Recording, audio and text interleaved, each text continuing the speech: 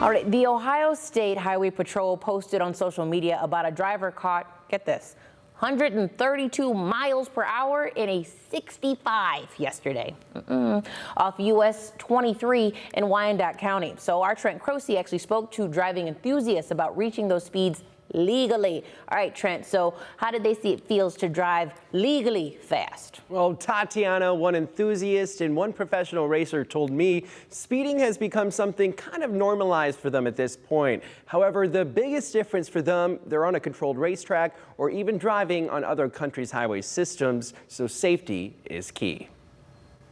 To me, like going 60 miles an hour versus 135 miles an hour, like I don't realize the difference until we slow down. Life is always in the fast lane for Taylor Fern, who's made her way around all types of tracks in a range of vehicles her whole life. Unlike the driver OSHP pulled over going 70 miles over the speed limit, Fern gets a pass on the track as she reaches speeds of 160 miles per hour. But Taylor Fern says no.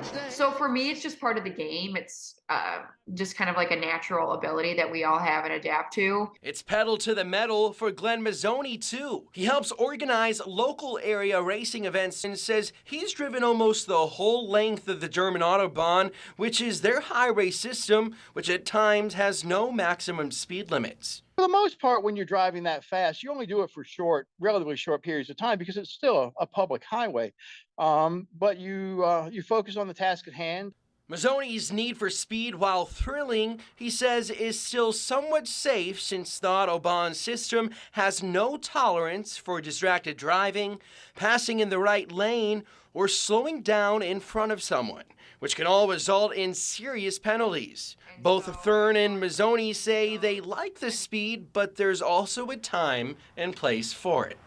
Again, it doesn't feel as fast as you would be driving illegally here because, quite frankly, you're not looking at the edge of the road for law enforcement. As much as I would love to drive 135 miles an hour, I just don't think it's safe because like you're not in a controlled environment, so you're kind of being more dependent and reliant on the people around you who may not be as confident of drivers. The Ohio State Highway Patrol says this year they've already given out over 100,000 tickets so far, and they expect to give out more since this is the time of year when Ohio drivers experience the most fatal crashes. Reporting in studio, Trent Croce, WTOL 11.